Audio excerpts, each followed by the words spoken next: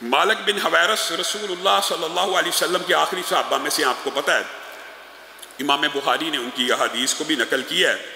اور انہوں نے رسول اللہ صلی اللہ علیہ وسلم کی نماز کا بھی بڑا خوبصورت نقشہ کھینچا ہے۔ اور یہ وجہ کیا ہے، یہ آخری ایام میں رسول اللہ کے پاس 20 دن رہے یہ لوگ، 20 دن، اور کہتے ہیں رسول اللہ صلی اللہ علیہ وسلم اتنے مزاج آشنا تھے، اتنی لوگوں کی طبیعتوں سے واقف تھے کہ 20 دن گزر گئے ٹریننگ کرتے ہوئے، نماز کو سیکھتے ہوئے، آداب اسلام کے۔ نو مسلم تھے، کنبا قبیلہ آیا ہے، رسول اللہ ان کی ٹریننگ کر رہے ہیں، تو 20 دنوں کے بعد رسول اللہ نے یہ محسوس کر لیا اب ہم اپنے گھروں کو جانا چاہتے ہیں۔ تو ہم نے رسول اللہ سے اجازت نہ لی، تو رسول اللہ صلی اللہ علیہ وسلم نے خود کہہ دیا اب تم اپنے گھروں کی طرف پلٹ جاؤ۔ یعنی مزاج آشنا بھی تھے، لیڈر بھی تھے، رہنما بھی تھے، لیکن ساتھ ہمیں حکم دیا صلو کما رأیتمونی اصلی۔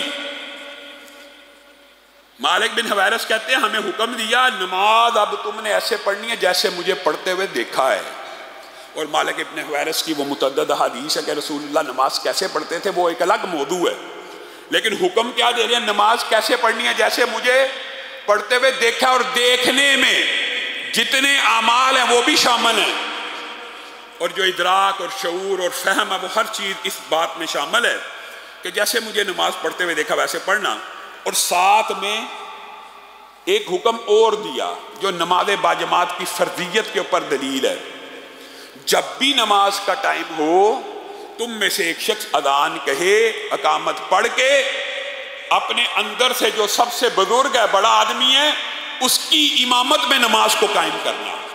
یہ نہیں کہا اپنے گھروں کو لوٹ جاؤ اور جس طرح مجھے نماز پڑھتے ہوئے دیکھا ویسے اپنی اپنی پڑھ لو۔ اگر یہ کہہ دیتے تو اجازت مل جاتی، بلکہ کیا کہا جیسے مجھے نماز پڑھتے ہوئے دیکھا پڑھنی ویسے ہے، لیکن جب بھی اذان کا وقت ہو ایک امام آئے وہ تمہیں نماز پڑھائے۔ ہاں دیگر روایات کے اندر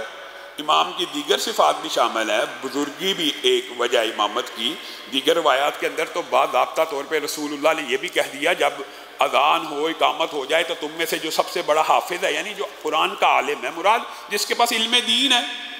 وہ پڑھائے۔ ہاں قرآن کی البتہ یہ فضیلت ہے، اگر کسی بچے کو بھی کسی عالم دین سے زیادہ یاد ہے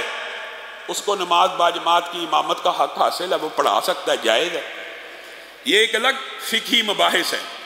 لیکن یہاں پہ مالک بن حویرث کہتے ہیں کہ رسول اللہ نے ہمیں اپنے جیسی نماز پڑھنے کے حکم کے ساتھ نماز باجماعت کا حکم دیا،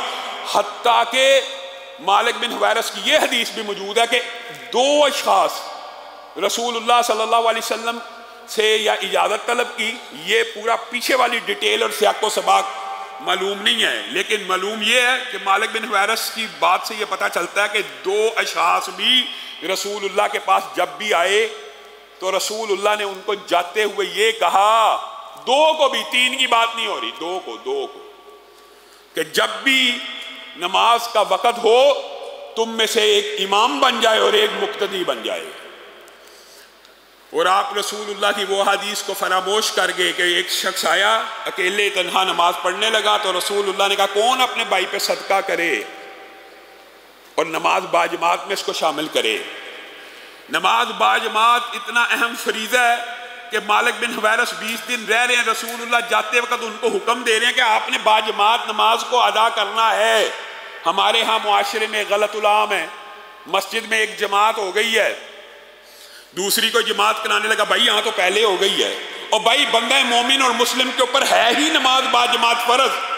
1 کیا 2 کیا 10 جماعتیں بھی ہوں تو کسی شخص کی آمد کے اوپر آپ کو اور مجھے اس کے اوپر صدقہ کر کے اس کے ساتھ نفل کی نیت کر کے بھی نماز باجماعت اس کی بھی تاکہ نماز باجماعت ادا ہو جائے۔ یہ رسول اللہ آپ کو اور مجھے تربیت اور ٹریننگ دے رہے ہیں کہ انفرادی وہ بھی نہ پڑھے،